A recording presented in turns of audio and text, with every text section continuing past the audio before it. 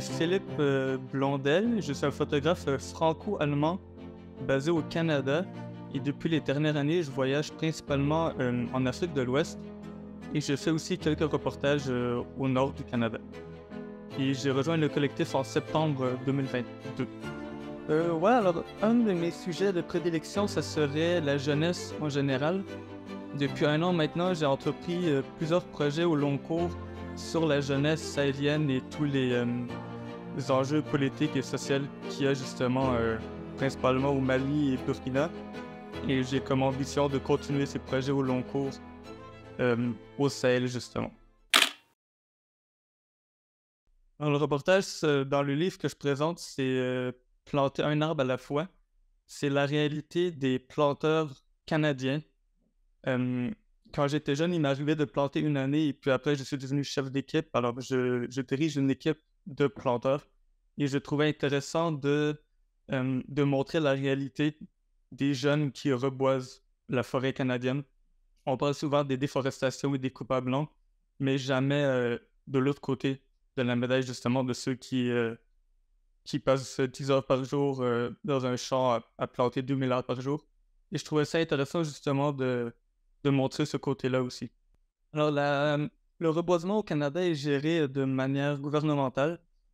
C'est en fonction des quotas. C'est un peu complexe, mais en fait, plus qu'on replante, plus que les entreprises de déforestation ont le droit de couper. Alors, c'est des projets d'envergure.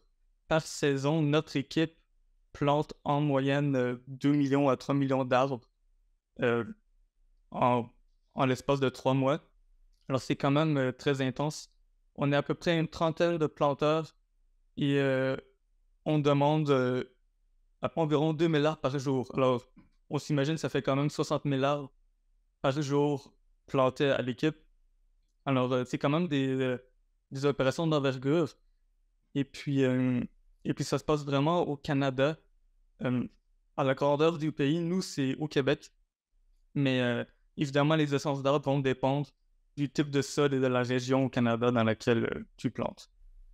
On plante à peu près entre 3-4 essences d'arbres. On a le bouleau jaune, l'épinette, le pin et le mélèze.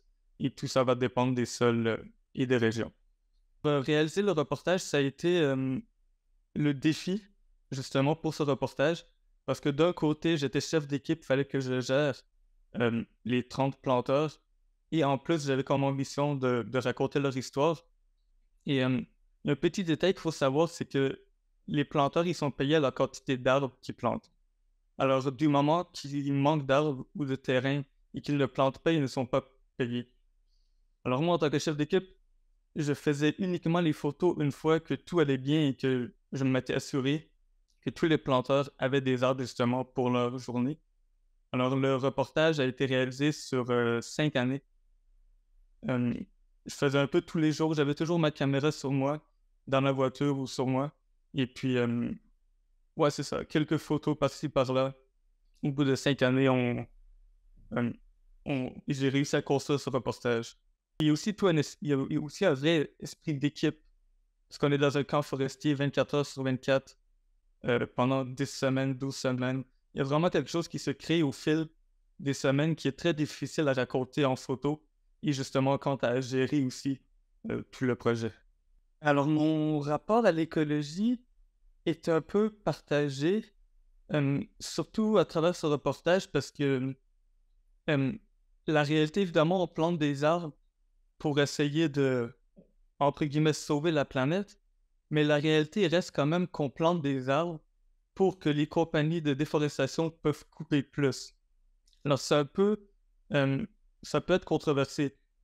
Justement, c'est un peu la blague qu'on fait entre nous le matin qu'on se lève vers 5 heures, on dit toujours on va aller sauver la planète, mais en vrai, on ne sauve pas vraiment. Plus qu'on plante, plus que les autres auront le droit de couper.